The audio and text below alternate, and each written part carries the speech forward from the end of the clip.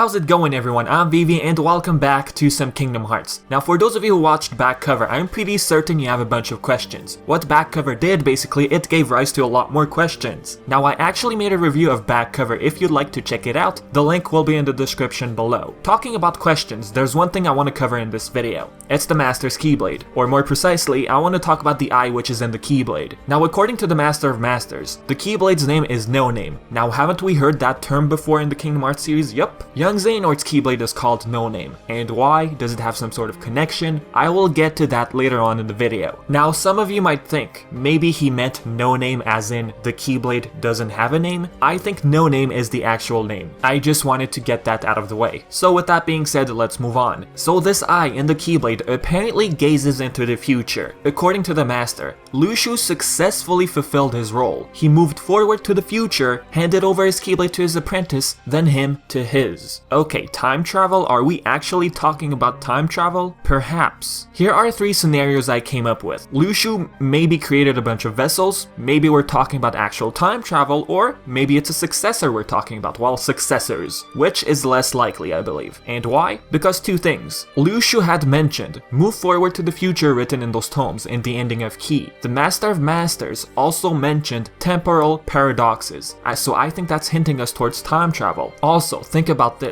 Luxu must convince his apprentice to follow his teachings and everything. How certain are we that the events that are recorded in the book are going to happen if we have successors? How are we so sure that all of the apprentices will follow the same orders? It's just hard to imagine. But wait, didn't Luxu successfully fulfill his role? Didn't he find the right apprentice? Yes, he did. That explains the existence of the Book of Prophecies. When it comes to a successor, we're not talking about time travel. Think of this. You find your apprentice, you teach him, he grows up, he becomes a master, teaches his own apprentices, so on and so forth. So all of these new masters are not Luxu. And how sure are we that they're gonna follow his orders? That's what I'm trying to say. So because of that, I believe that the next 2 scenarios are more likely. Okay, if we're really talking about actual time travel, what are the rules in the Kingdom Hearts universe? 1. You must leave your body behind and reduce yourself to a heart. 2. A version of yourself must exist in the location which you want to travel to. 3. Once you time travel to your destination, you can only move forward in time. 4. You can't change events that are destined to happen. And this reminds me of the line that the Master of Masters said in back cover. What's the point of coming up with ways of changing events which we know are gonna happen? Okay, wait a second. Now I'm sure a lot of you played Dream Drop Distance and probably got confused with the whole time travel plot. If you have to leave your body behind, how is young Xehanort time traveling to the future? Here's the thing. We believe that Ansem gave him the ability to simply time travel. Young Xehanort is cheating, pretty much. Let's leave it at that. What if the same thing applies for Luxu? Could the Master of Masters have time traveled to the past? How is that possible? Shouldn't he be a floating heart? Under a robe, for example? Maybe he put his heart inside the box? He kept his body in the coat? I mean, he wanted to remain with a body. Who knows? I will talk about these ideas in another video, alright? I just don't want to confuse you guys by quickly jumping into another theory. I just want to focus on the eye. Now, there's one thing I want to say about rule number 4 when it comes to time travel. You can't change events that are destined to happen, but I believe that you can change the way they happen. Keep that in mind. Alright, Luxu acquires the ability to time travel thanks to the Master of Masters. He doesn't need to leave his body behind. Now, the future he time travels to is the future in which he becomes Ericus's and Xehanort's master. Wait.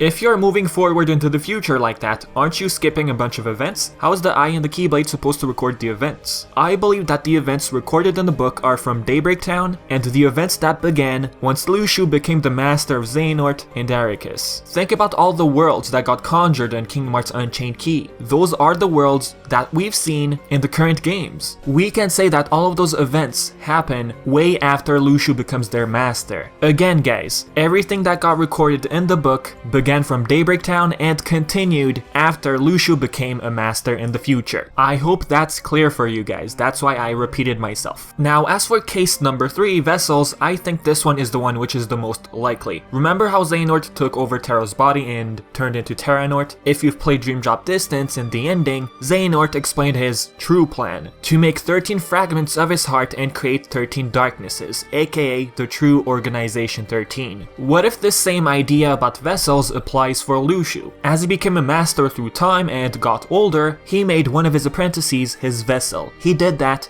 over and over again until he became the master of Xehanort and Ericus. And think about this, by becoming a master through time over and over again, you're recording a bunch of events. And all those events got recorded in the Book of Prophecies. And that's why, by creating a bunch of vessels, I believe this scenario is more possible. Cause look, if you travel to the future to a specific destination, then you're just gonna skip a bunch of events. Sure, I did say that the continuation of the Book of Prophecies began once Luxu turned into a master in the future, but by becoming a vessel through time, you're recording a bunch of details, and I believe this scenario doesn't sound too far-fetched. Now, I don't know if you guys remember, in the Kingdom Hearts 3 trailer, we noticed the no-name keyblade hanging up on the wall. It's like it's just sitting there, watching and recording. And remember what Xehanort said during that cutscene? He said, "The future, it's already been written." And notice how he's just staring at the keyblade. How does he know that the future is already written? Maybe it could have been a guess, who knows? But I believe Master Luxu chose him as his true apprentice. Maybe Luxu treated him the same way Luxu was treated by the Master of Masters. You know, you're gonna take this keyblade and make sure everything gets recorded. Something like that. In other words, Master Luxu was telling Xehanort a bunch of secrets behind Ericus's back. Luxu probably even told Xehanort about the Book of Prophecies. Sure, he doesn't have it with him, or maybe he did find it in the future. I believe the Book of Prophecies will be found eventually. Didn't Maleficent mention it in the ending of Recoded? Yup.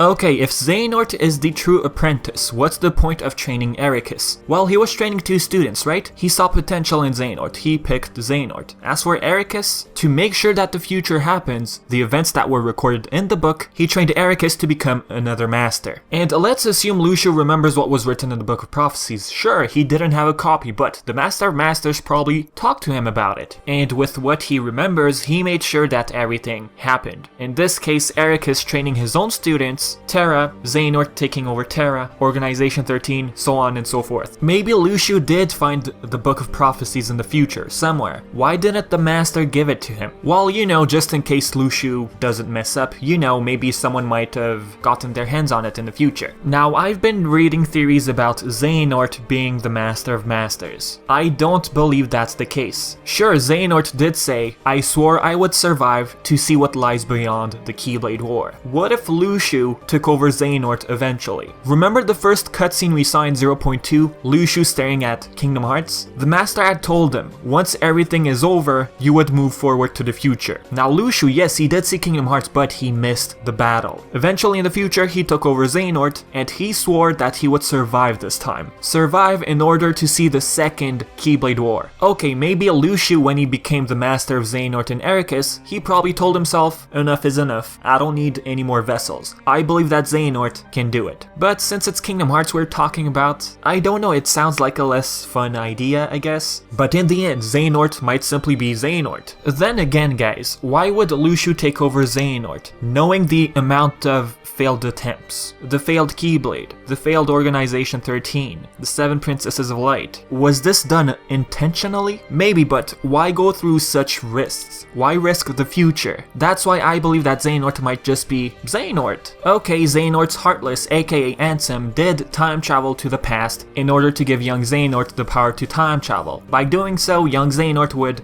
gather a bunch of different versions of Xehanort and come up with the new Organization 13. What was the point of Organization 13 in Kingdom Hearts 2? That was a simple plan B. At the same time, Xehanort was testing to see who was worthy enough to join the true organization. So I don't know, going through all these risks, would Luxu do such a thing? Anyways, let's put the idea of Luxu being Xehanort aside. Let's just stick with the idea that Xehanort is his own person. How did Xehanort know about the second Keyblade War? Luxu told him, his master. Wait. But the Keyblade War already happened. It was written on the last page of the Book of Prophecies. Perhaps that was the second war yet to happen. The foretellers are the ones who caused the first Keyblade War. They were gathering Lux and everyone was competing against each other, and that eventually led to this huge battle. Technically, Light still hasn't hasn't expired after the ending of Ki. The light remaining in children's hearts is what recreated the world. Think about this. The Book of Prophecies is in order, right? If it was the first Keyblade War that happened in back cover, that was mentioned in the book, that means the book ended. How can we know what happens next in the future? It doesn't make any sense. It makes more sense if what was written on the last page represented the second war, which is going to happen in Kingdom Hearts 3. Alright, last thing I want to mention, guys. It's the keyblades of the foretellers. There's an eye on each of their keychains. Perhaps it means absolutely nothing. After all, the Master of Masters is the one who granted them those keyblades. Or, let's think of it this way. Maybe the Master of Masters needed some extra eyes. You know, to record everything in detail. And the foretellers had no idea what the eyes were for. They probably thought it was simply part of the keychain. Okay, but how can we explain Riku's Way to the Dawn, Void Gear, Terra's Chaos Ripper, End of Pain from Dream Drop Distance? How can we explain those keyblades?